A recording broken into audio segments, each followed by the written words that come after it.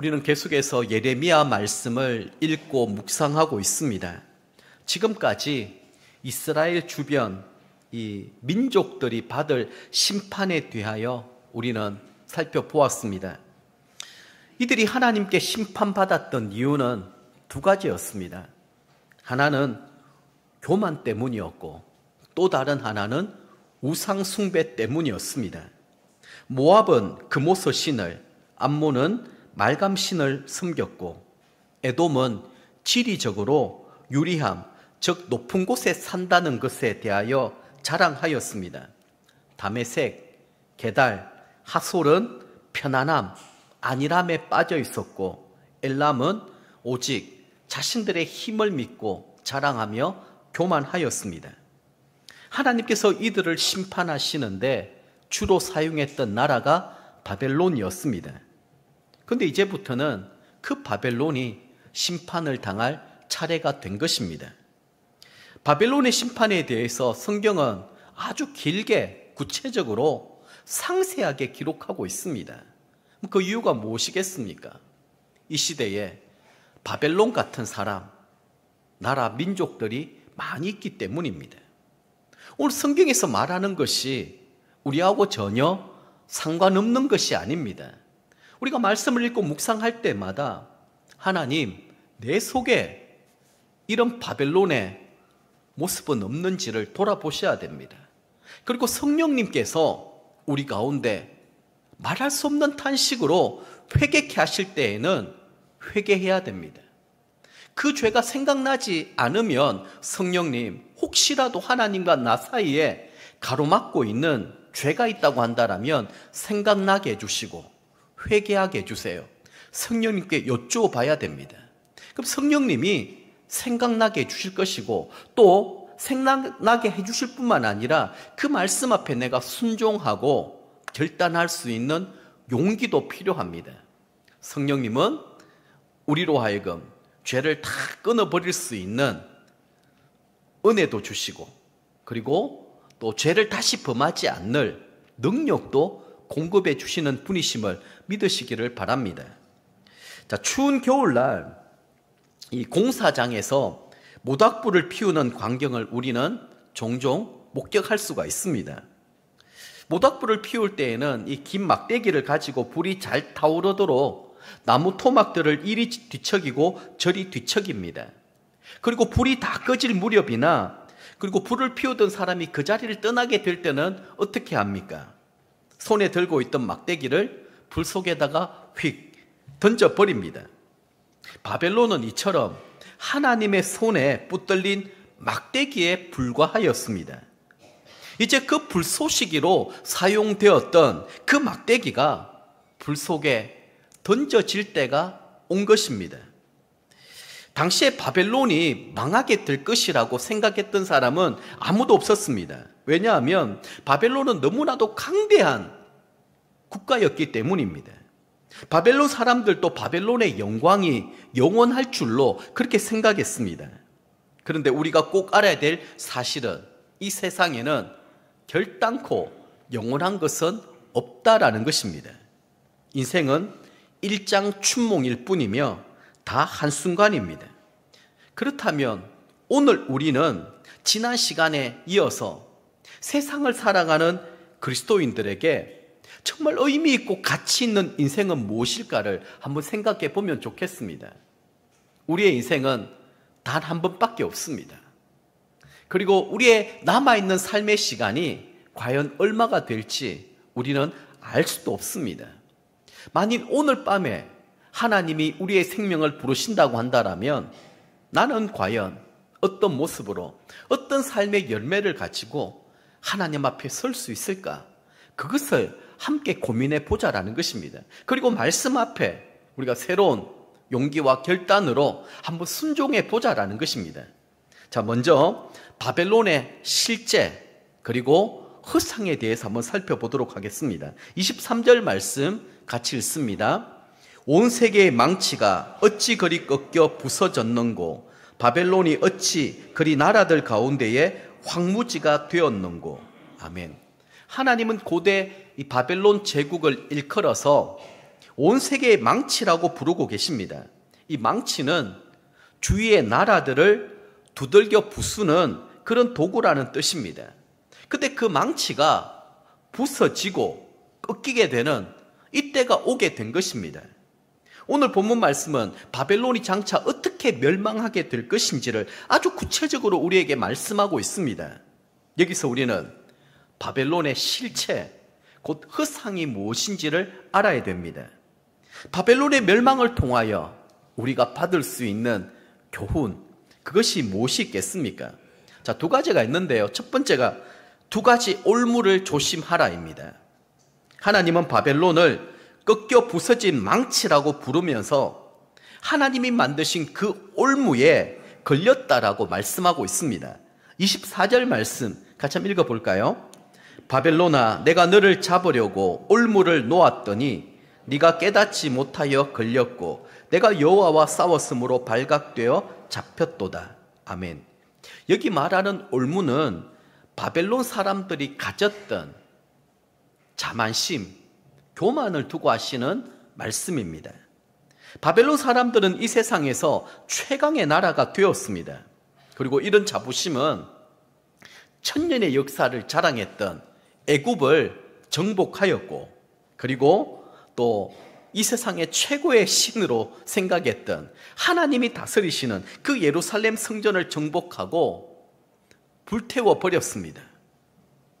그러다 보니 그 자만심, 교만이 어떠했겠습니까? 바벨론이 무엇을 두려워하고 무엇을 염려했겠습니까? 이것이야말로 하나님의 올무에 걸려든 원인이 된 것입니다. 자, 이런 관점에서 우리도 이 세상을 살아가는 가운데 조심해야 될 두 가지 올무가 있습니다. 첫 번째는 죄의 중독성입니다. 우리가 죄에 대하여 쉽게 생각하다 보면 간혹 이런 마음이 들 때가 있습니다. 에이, 한 번쯤이면 어때? 누가 보는 것도 아닌데, 또 다들 한 번씩은 다 이렇게 하는데, 그 한 번이 정말 무서운 것입니다. 사람들은 이 죄에 중독성이 있다라는 사실을 잘 모르기 때문에 호기심을 가지고 단 한 번만 그 죄를 즐기고 탐닉하려고 하다가 그만 올무에 걸려들고 마는 것입니다. 그렇다면 사람들이 왜 그 죄를 가볍게 생각하고 있을까요? 그 이유가 이렇습니다. 마음만 먹으면 얼마든지 자기 스스로 그 죄를 중단시킬 수 있다라고 자신하고 있기 때문입니다. 그런데 여러분, 약물 중독이나 알코올 중독, 도박, 불륜 같은 것을 보십시오. 처음에는 내가 이것을 컨트롤할 수 있을 것이다, 그렇게 생각을 합니다. 하지만 이 모든 것들은 중독이 있습니다. 처음에는 쾌락과 즐거움에 빠져서 언제든지 내 의지로 벗어날 수 있다고 생각할지 모르겠지만 그 죄의 올무는요, 결국에는 우리를 패망의 길까지 몰고 가는 것입니다. 심지어는 그 결국은 죽음까지 내몰게 되는 것이죠. 다른 하나는 욕심입니다. 욕심. 간혹 동물의 왕국이나 자연을 주제로 하는 다큐멘터리를 보면 아프리카 초원의 영양이나 얼룩말 같은 초식 동물들이 언제나 사자나 표범같이 빠르고 힘센 육식 동물들에게 잡아먹히는 장면들을 우리는 종종 보게 됩니다. 우리가 생각할 때에 야, 이런 식으로 가면 얼마 있지 않아서 힘없는 초식 동물들이 다 멸종할 것 같은데 전혀 그렇지가 않습니다. 왜냐하면 사자나 표범 같은 육식 동물들은 자기가 먹을 것 이상을 절대 욕심 부리지 않기 때문입니다. 배고프니까 잡아먹지, 배도 고프지 않은데 많이 잡아가지고 저장해 놓고 욕심 부리지 않는다라는 것입니다. 하지만 사람은 그렇지가 않습니다. 굳이 자기가 먹을 것도 아닌데 사냥할 수 있으면 다 죽여버립니다. 더 많이 가지고 더 많이 누리려고 합니다.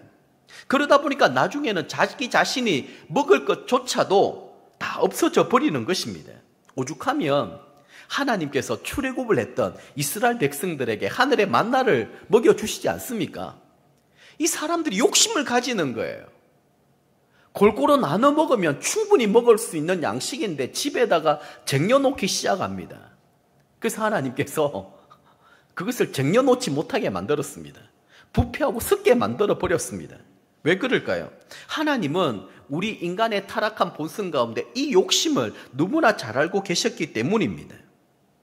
쓰고 빌려주고 나누어 줄 때 더 풍성케 해주시는 이 하나님의 은혜를 체험해야 되는데 할 수 있는 대로 가지고 누리고 그 욕심에 끝이 없는 것입니다.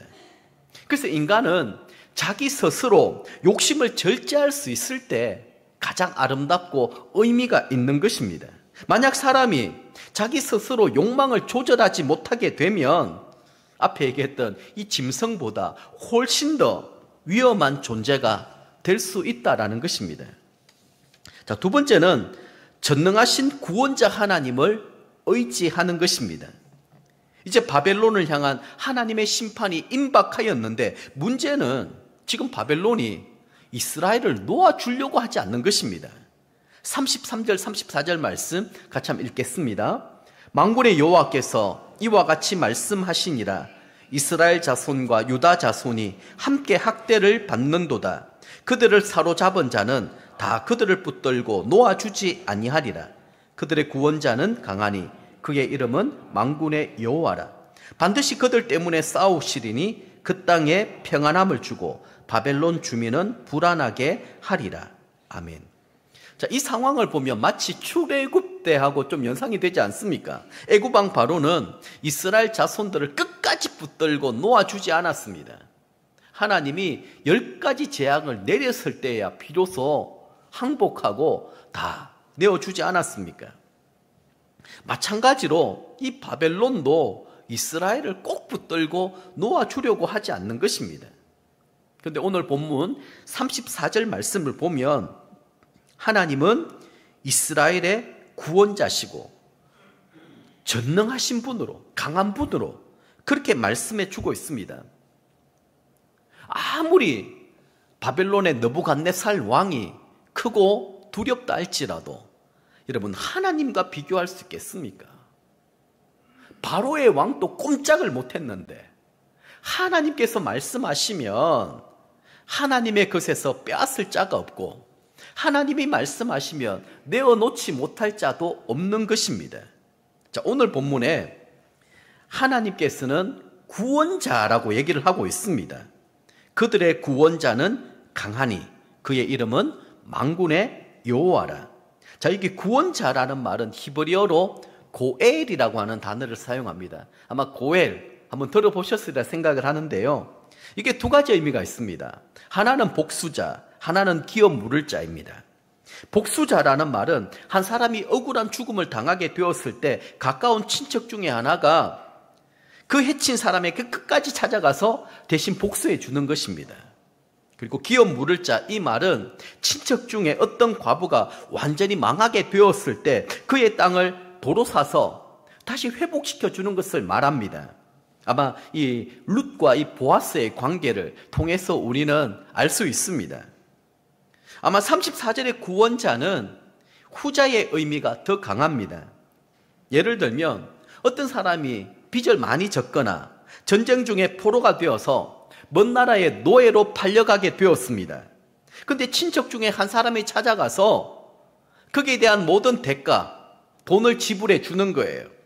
그리고 나서 그 사람을 다시 그 지위를 회복시켜 주는 것입니다. 뿐만 아니라 그 땅까지 재산까지 다시 회복해서 편안하게 살 수 있도록 도와주는 그런 역할을 했던 거예요. 하나님께서 바벨론 왕에게 이스라엘 자손들을 내놓으라고 말을 듣지 아니하니까 결국은 바벨론을 망하게 했었으라도 도로 찾아오시는 것입니다.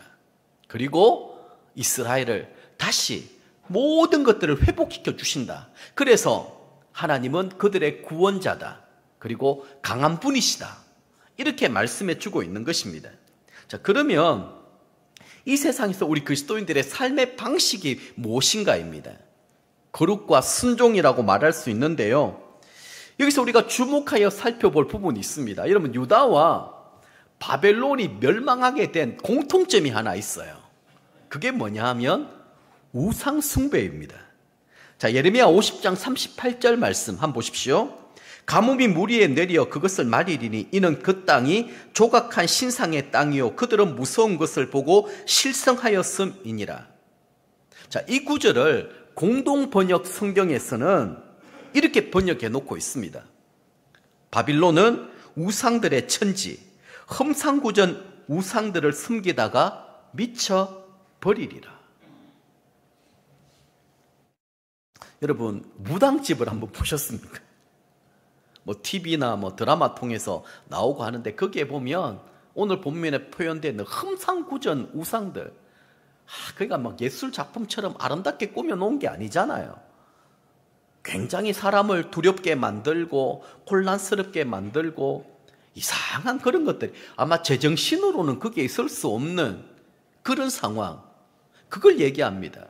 험상궂은 우상들을 숨기다가 결국에는 미쳐버린다. 자, 이 말 뜻이 무슨 뜻인가 하면 이스라엘의 초대 왕이 사울 왕이지 않습니까? 사울이 처음에는 겸손하게 하나님의 은혜를 구하면서 하나님과 동행하며 승승장구했더랬습니다. 그런데 어느 순간에 사울에게 교만이 찾아온 거예요. 그리고 하나님 대신 내가 뭔가를 해보려고 했던 것입니다. 자꾸 하나님의 눈밖에 나기 시작했어요. 다윗을 보고 시기하고 질투하고 죽이려까지 했었습니다. 결국 성경이 어떻게 얘기했는가 하면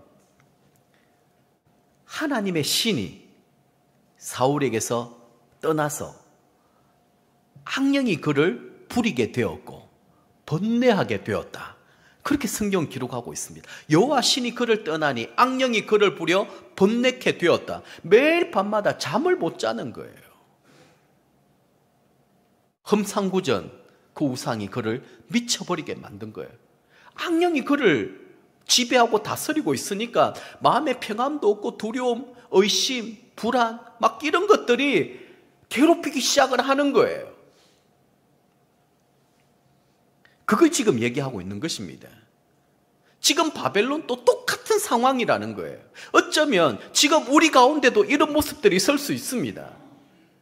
그 우상은 무엇이겠습니까? 지난주에도 말씀드렸던 것처럼 주 예수보다 더 귀한 것은 없네. 그 찬양 드리지 않았습니까? 그 고백대로 살아야 되는데 주 예수보다 더 귀한 것이 많아요. 이 땅에 즐기고 누릴 만한 것들이 너무 많습니다. 돈일 수도 있고요. 명예일 수도 있고요. 그게 자식일 수도 있습니다. 아니면 여러분 휴가철이고 하니까 얼마나 즐기고 얼마나 놀러 갈 일들이 많이 있습니까? 하나님을 예배하는 일들보다 그런 것들이 훨씬 즐겁고 기쁜 거예요. 그 모든 것들이 오늘 본문에 표현하고 있는 험상궂은 우상이 될 수 있다는 거예요.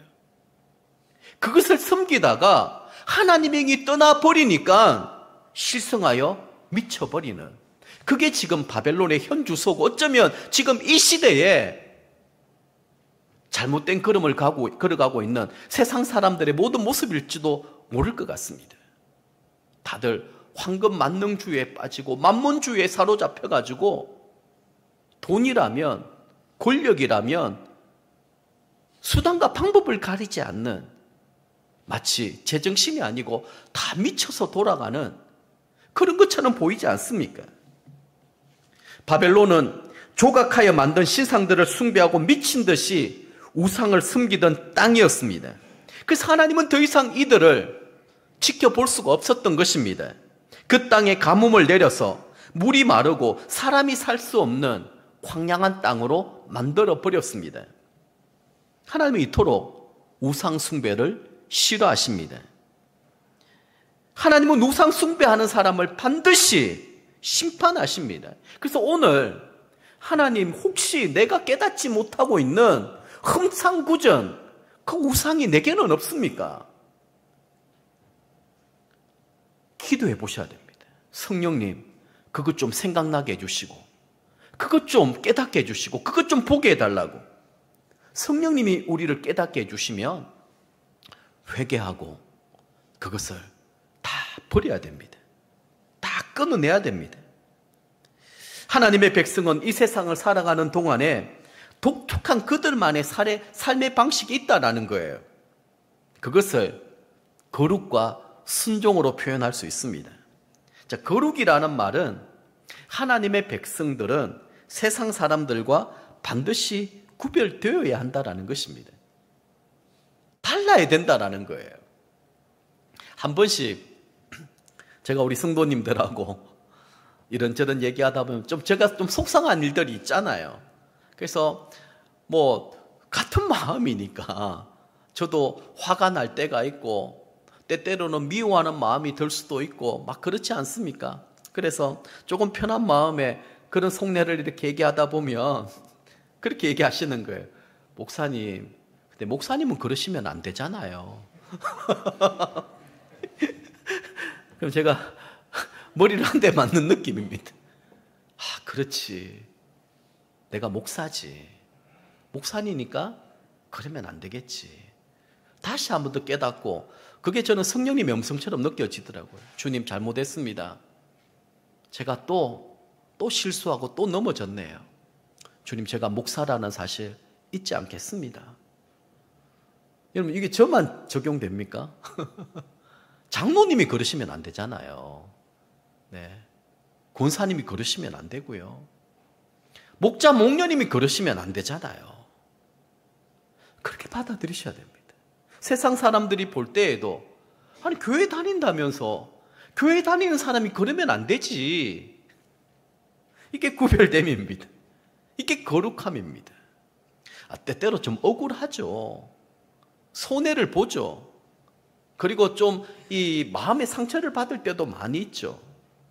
그렇지만 그럼에도 불구하고 그분들하고는 달라야 된다라는 거예요. 그게 거룩입니다. 또 다른 삶의 방식은 순종입니다. 순종이라는 말은 내가 다 이해가 되고 받아들일 수 있을 때만 하는 것, 그게 순종. 그거 누구나 다 할 수 있죠. 성경에서 말하는 순종은 복종을 얘기할 때가 많이 있습니다. 바울 사도님이 어떻게 얘기했습니까? 내 육신을 쳐서 성령의 법에 복종시킨다. 그래서 참 이 순종이 힘들고 어려운 일들입니다. 왜냐하면 우리의 생각과 우리 마음은 성경에서도 말씀해 전부 다 악한 것밖에 없어요. 뭔가 선한 것처럼 막 이렇게 화려하게 꾸며서 얘기하지만 그 깊은 곳에 딱 들어가 보면 다 자기 자존심이고요, 자기 의고요, 자기 자랑이고요. 누가 조금만 쉬는 소리를 내도 견디지 못하는 그런 마음들이 다 있지 않습니까? 그게 다 자존심이 너무 세고 자기 의가 너무 강하고 자기 자랑이 많이 있기 때문에 그렇습니다. 그래서 바울 사도님은 어떻게 얘기했느냐? 내가 그것을 쳐서 성령의 법에 복종시킨다. 나는 날마다 죽노라. 내가 죽어야지 내 속에 예수 그리스도가 살아 역사할 수 있다라는 사실입니다. 여러분 신앙은 그거예요. 내가 얼마나 죽느냐라는 것입니다. 내가 죽지 아니하면 내 의로 내 혈기로 할 수 있는 것은 아무것도 없습니다. 그것을 우리가 기억해야 되는 것이죠. 자, 그러면 우리는 이 세상에서 그리스도인들의 삶이 거룩과 순종이라고 하는 사실을 배웠습니다. 자, 그러면 이 세상의 가치관은 무엇일까요? 예전에 스카이캐슬이라고 하는 이 드라마가 방영된 적이 있습니다. 여러분 기억하실는지 모르겠습니다. 여기에 보면 세상적 가치관, 인간의 헛된 욕망을 참 잘 드러내고 있습니다. 이 스카이캐슬은 대한민국 상위 0.1%가 모여 사는 고급 이 주택 단지를 배경으로 하고 있습니다. 여기 사는 사람들이 성공한 기업가, 대학병원 의사들, 그리고 판검사 출신의 로스쿨 교수들만 모여 사는 곳이기 때문에 자녀들도 이러한 부와 명예를 누리도록 그들만의 독특한 교육 방법으로 조련시키고 있는 그런 내용입니다. 우리 시대의 문화와 가치관을 그대로 반영해주고 있는 것 같지 않습니까? 그런데 여러분, 이런 가치관으로 목표를 달성해 본들 우리 자녀들이 정말 행복해 할까요? 그래서 우리 자녀들이 좋은 대학을 가본들 그 자녀가 정말 행복한 삶을 살 수 있을까요? 그래서 지금 이 시대에 우리 부모님들에게 가장 무서운 종교가 있대요. 이단 사이비 종교도 아니고요. 그 종교가 바로 대학교라고 합니다. 대학교 앞에는 신앙도 윤리도 없는 거예요. 우리 아이를 좋은 대학에 보내기 위해서는 수단과 방법을 가리지 않는 것입니다. 오늘 이 말씀을 통하여 여기에 대한 분명한 답을 얻을 수 있어야 됩니다. 하나님께서 잠깐 쓰시는 도구로 열국에 군림하였던 바벨론의 결말이 어떻게 되었는지를 우리는 볼 수 있어야 됩니다. 다시 말해서 세상의 가치관, 성공과 부를 추구하며 살아갔던 그 삶의 결국이 무엇인지를 우리는 볼 수 있어야 된다는 것이죠. 예레미야 50장 46절 말씀입니다. 같이 읽습니다. 바벨론이 약탈당하는 소리에 땅이 진동하며 그 부르짖음이 나라들 가운데에 들리리라 하시도다. 아멘. 지금까지 열심히 모아놨습니다. 열심히 쌓았습니다. 그런데 다 빼앗기는 거예요. 약탈당하는 그 소리. 내가 그렇게 모아놓고 그렇게 쌓아 올렸는데 하루아침에 다 빼앗기는 거예요. 여러분, 쌓아 올리는 것이 힘들지 무너지는 것은 한순간입니다.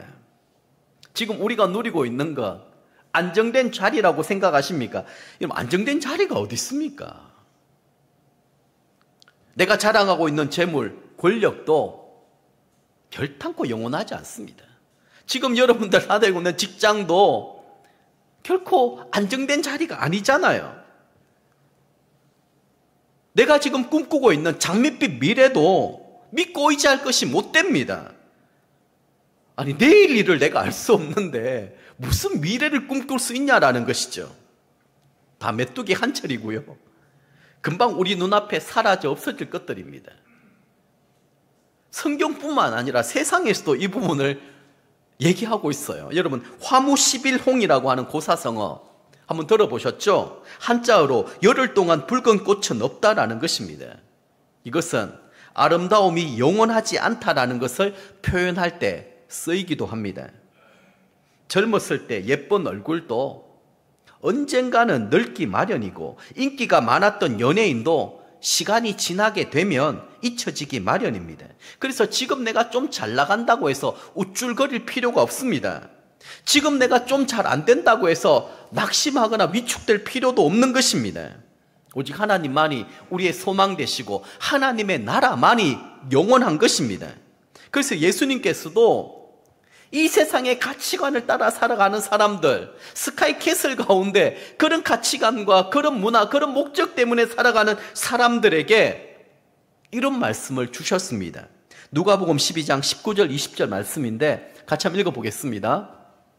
또 내가 영혼에게 이르되 영혼아 열에 쓸 물건을 많이 쌓아두었으니 평안히 쉬고 먹고 마시고 즐거워하자 하리라 하되 하나님은 이르시되 어리석은 자여 오늘 밤에 내 영혼을 도로 찾으리니 그러면 내 준비한 것이 누구의 것이 되겠느냐 하셨으니 아멘. 내가 평생을 수고하고 애를 써서 이 자리에 올라와 있습니다. 내가 부를 누리게 되었습니다.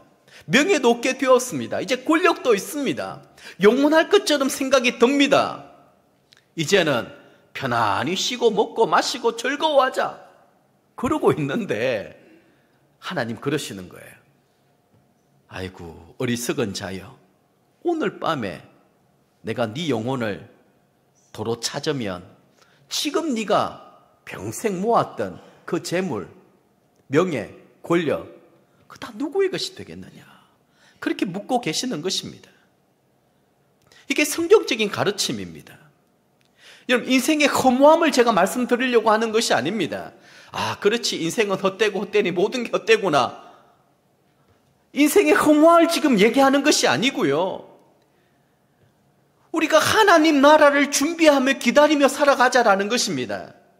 그게 지혜로운 삶이고 그게 가치 있고 의미 있는 삶이라는 것입니다. 그날이 얼마 남지 않았습니다. 세상이 흉흉하지 않습니까? 저는 오늘 밤에 주님이 이 땅에 다시 재림하여 오신다고 해도 전혀 이상할 것이 없는 세상 마지막 날의 징조들이 곳곳에 일어나고 있습니다. 진짜 영적으로 깨어 있어야 됩니다. 기도해야 됩니다. 하나님 나라를 준비해야 됩니다. 그게 우리 그리스도인들의 삶의 이제는 결단입니다. 언제까지 편안하고 언제까지 안정적이고 아무 일이 없으리라 생각을 합니까? 지금 요새 일어나는 일들을 보십시오. 러시아와 우크라이나와의 전쟁만 보더라도 그 일들이 우리에게 일어나지 않으리라고 생각할 수 있는 사람 누가 있습니까? 그러면 여러분들이 동백저기 세브란스 병원에 응급실 한번 가보십시오. 갑작스러운 사고로 말미암아 응급실에 실려오는 사람들을 보면서 내가 그 자리의 주인공이 되지 말라라는 법이 있습니까? 지금 내 몸에 어떤 암세포가 자라고 있는지 모릅니다. 어떻게 알고 있습니까? 근데 하나님께서 은혜와 긍휼을 베풀어 주셔서 그래도 우리의 생명을 지금까지 연장시켜 주시고 우리에게 어떤 사건 사고가 없이 편안하게 우리를 지켜주시고 보호해 주시는 것, 그 은혜에 대해서 감사해야죠. 그리고 우리는 남아있는 우리의 삶의 시간들을 어떻게 하면 하나님이 기뻐하시는 뜻대로 하나님이 원하시는 삶으로 살아갈 수 있을 것인가, 이것을 고민해야 됩니다. 성경은 우리에게 내 보물을 하늘에 쌓아두라 이렇게 말씀해 주셨습니다. 얼마나 여러분들 많이 쌓아두셨습니까? 천국 가면 찾을 만한 것들이 있을까요? 단지 물질만을 얘기하는 것이 아닙니다. 하나님 드렸던 예배, 하나님 앞에 흘렸던 눈물, 수고와 헌신, 또 이웃을 사랑하고 섬겼던 그 모든 것들이 다 포함될 거예요. 그게 하늘의 보물을 쌓아두는 것입니다. 자, 그러면 말씀을 정리하면서 이제 우리는 어떤 삶을 살아가야 될 것인가?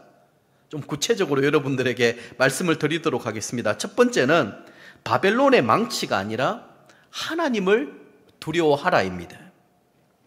사람들은 바벨론을 부러워하기도 하였습니다. 나도 저렇게 부를 누릴 수 있으면 얼마나 좋을까? 나도 저런 권력을 가지고 싶고 큰 소리 치고 싶고 폼나게 살고 싶은 그런 마음들이 들 때가 있습니다. 지난주에도 말씀드렸던 것처럼 악인들의 형통을 부러워하지 마십시오. 영원하지 않습니다. 잠깐입니다. 또 사람들은 바벨론을 두려워했습니다. 왜냐하면 무조건 부수는 망치였기 때문입니다. 바벨론은 하나님의 정의와 공의를 드러내시기 위하여 잠깐 하나님의 손에 들린 도구에 불과하였습니다. 그래서 하나님을 떠나서 욕심 가운데 살아가는 사람들에게는 하나님의 채찍과 징계였습니다. 그래서 하나님께 불순종하고 욕심을 부렸던 이 유다, 이들에게는 바벨론의 망치로 두들겨 맞았던 것입니다. 하지만 하나님의 망치는 죄의 욕망 가운데 사로잡혀 있었던 사람들을 위해서 사용하시는 것이지 정말 하나님을 두려워하고 겸손하게 행하는 사람들하고는 상관이 없습니다. 정말 내가 하나님을 두려워하고 겸손하게 행하면 바벨론의 망치를 부러워할 필요도 없고 그리고 두려워할 필요도 없는 것입니다. 두 번째는 성령으로 죄의 욕망을 다스리는 것입니다. 하나님은 언제 제일 기뻐하시는가 하면 우리 모두에게 자유의지를 주셨거든요. 그런데 우리가 죄를 지을 수 있는 자유가 있음에도 불구하고 그 죄를 짓지 아니하고 그 죄를 선택하지 아니하고 하나님의 말씀에 따라 순종할 때 너무 기뻐하시는 거예요. 성령님이 우리 가운데 하시는 두 가지 일이 있습니다. 하나는 뭐냐 하면 우리의 연약함을 도우세요. 우리가 죄와 싸워 이길 수 없다라는 거 성령님 너무 잘 알고 계십니다. 그래서 우리의 연약함을 고백하면서 성령님 저 좀 도와주세요. 죄와 싸워 이길 수 있는 힘을 좀 주세요. 그럼 성령님 도와주세요. 우리와 함께 해주시는 거예요. 하지만 또 하나 성령님이 하시는 일은 뭐냐 하면 말할 수 없는 탄식을 우리를 위해서 기도하세요. 왜 성령님 탄식하실까요? 안타까워서 그렇습니다. 하나님 말씀대로 순종하지 아니하고 하나님 의지하지 아니하고 자꾸만 내 마음대로 살아가는 거예요. 그러니까 성령님이 탄식이 일어나는 거예요. 저러면 안 되는데. 근데 하나님은 우리를 인격적으로 다루시는 분이십니다. 마음대로 하지 않으세요. 그래서 성령님을 날마다 초청해야 됩니다. 성령님의 다스리심과 인도하심을 받아야 됩니다. 그러면 성령 세례가 있고 성령 충만이 있습니다. 아마 생명의 삶 공부하신 분들은 그 차이점을 아실 거예요. 우리가 세례를 받을 때 성령님이 우리 가운데 임하세요. 우리 가운데 내주하십니다. 그 예수님 영접할 때이죠. 이거는 일생에 단 한 번에 이루어지는 일들입니다. 반면에 성령 충만은 그렇지가 않습니다. 반복해서 계속해서 받아야 되는 일들입니다. 자, 이미 성령님은 내 가운데 계시죠. 그런데 우리가 성령님의 뜻을 쫓아 살지 아니하면 성령님은 소멸해 버리십니다. 어떤 능력도 발휘할 수 없습니다. 그걸 성령 소멸이라고 얘기합니다. 하지만 우리가 성령님을 구하고 성령님의 도우심을 구하면 구할수록 성령님은 우리 가운데 신나서 일하시는 거예요. 그러면 내가 할 수 없는 초자연적인 기적과 역사가 내 가운데 일어나는 거예요. 그게 여러분 신앙생활입니다. 그래서 나의 연약함, 나의 부족함, 나의 완악함을 잘 아는 사람들은 나를 의지하지 않습니다. 내 생각, 내 감정, 내 의지, 그 믿을 게 못 됩니다. 우리 가운데 있는 성령님을 의지해야 되죠. 주님, 저 좀 도와주세요. 저와 함께 해주세요. 저를 인도해 주세요. 다윗의 귀한 점이 무엇인가 하면 사실은 사울보다 더 나쁜 사람이었어요. 그죠? 이 바세바를 취하고 그 바세바를 취하려고 그 남편을 전쟁터에 보내가 대신 죽게 해버리고 거짓말도 하고요. 그런데 사울과 다윗의 달랐던 점이 이거예요. 다윗은 그 죄를 범하고 나단 선지자가 그 죄를 딱 지적했을 때 회개했습니다. 그리고 기도가 어떤 기도였는지 아세요? 주님, 주의 성신을 내게서 거두지 마옵소서. 주의 성령이 떠나갔을 때 어떤 일들이 일어났는지 다윗은 그것을 분명히 보았고 그게 두려운 거예요. 나도 사울처럼 저렇게 될까 봐. 절대로 성령님이 떠나시면 안 됩니다. 그 순간부터는 끝장입니다. 그 순간부터는 우리는 완전 죄의 노예처럼 비참하게 살아갈 수밖에 없습니다. 그래서 우리가 날마다 기도해야 될 일들이 성령님, 제 속에 임하여 주옵소서. 제 가운데 역사하여 주옵소서. 제 가운데 충만케 하여 주옵소서. 그러면 성령님이 신이 나서 일하시는 거예요. 우리를 돕고 우리와 함께 하시고 우리가 할 수 없는 놀라운 일들. 그래서 우리의 죄의 욕망을 다스리고 싸워 이길 수 있는 비결도 여기에 있습니다. 성령님을 의지하십시오. 성령님의 도우심을 구하십시오. 그리고 성령 충만하십시오. 그러면 죄가 들어올 틈이 없는 거예요. 자, 세 번째는 경고의 사인에 귀를 기울이라입니다. 하나님은 무수히 많은 말씀으로 우리에게 경고해 주십니다. 보십시오. 하나님이 쓰시는 망치를 통하여 경고의 사인을 보내실 때가 있습니다. 이 망치는 다양한 형태로 나타납니다. 제일 가깝게 나타나는 게 직접적인 게 우리의 몸을 치시는 거예요. 갑작스러운 질병, 어려움을 딱 겪게 되면 정신이 번쩍 들지 않습니까? 야, 큰일 났다 이거. 기도해야 되겠다. 하나님 도우심을 구해야 되겠다. 병원에 갔는데 갑자기 암이래요. 6개월밖에 못 산대요. 정신이 번쩍 들지 않겠습니까?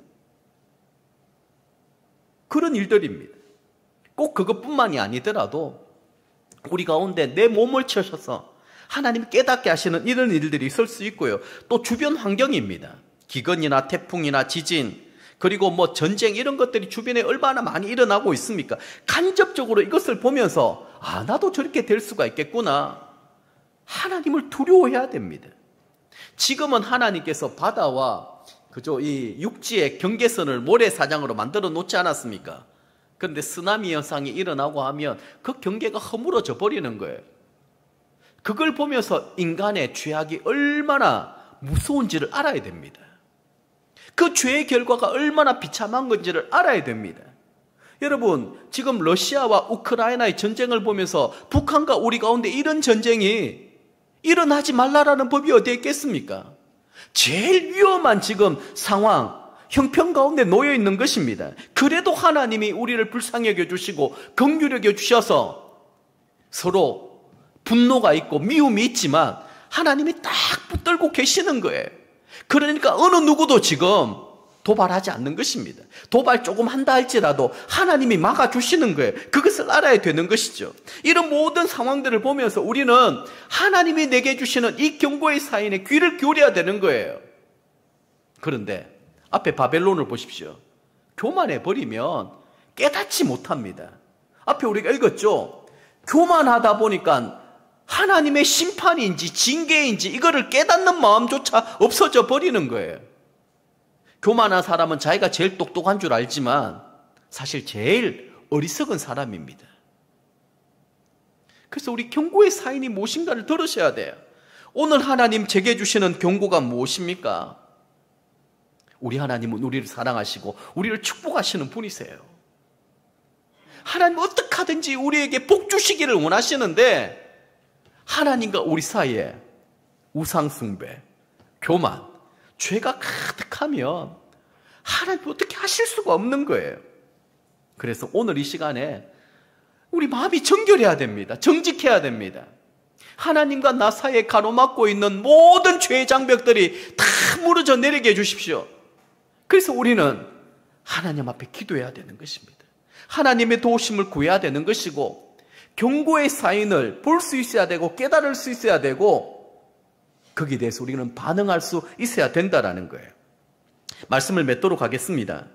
자, 바벨론을 향한 하나님의 심판을 보면서 우리가 깨닫게 되는 사실이 무엇입니까? 우리가 이 세상을 살아가는 동안에 어떤 삶의 가치관으로 살아야 되냐라는 것입니다. 사람들은 위기가 없으면은요, 편하고 좋음에만 머물러 있기 마련이고 그것이 마치 내가 잘해서 된 것이냐 자랑하고 교만하기 쉽습니다. 그런데 온 세상이 뒤흔들리고 많은 사람이 전쟁으로 인하여 하루아침에 모든 것을 잃어버리는 것을 보게 되었을 때, 그리고 노예로 팔려가고 죽게 되는 것을 보게 되었을 때 자신이 가진 이것이 결단코 영원하지 않는다라는 사실을 깨닫게 되는 것입니다. 그러면서 장차 있을 하나님의 심판을 두려워하게 되는 것이죠. 지금 내가 많은 것을 누리고 있고 많은 것을 가지고 있다 할지라도 앞에 말씀드렸듯이 병원 갔는데 선생님 죄송합니다. 6개월밖에 남지 않았습니다. 그럼 어떡하겠습니까? 네가 평생 모은 것이 누구의 것이 되겠느냐? 그 말씀입니다. 우리는 절대로 이 세상 것들에만 만족하면 안 됩니다. 다 썩 없어질 것들이고 잠시 빌려 썼다가 마지막 순간에는 다 반납하고 떠나야 될 것입니다. 우리가 할 일은 영원한 하나님의 나라를 바라보고 준비하는 삶을 살아야 되는 것입니다. 아무리 이 세상의 삶이 흉흉하고 혼란스럽다 할지라도 하나님의 말씀을 붙들고 살아가는 사람들에게는 마음의 평강도 주시고 기쁨도 주시고 그 사람은 끝까지 하나님이 책임져 주시는 것입니다. 오늘 이 시간에 주님 주시는 말씀을 붙들고 내가 어떻게 살아가야 될 것인가, 여기에 대한 답을 함께 얻을 수 있기를 바랍니다.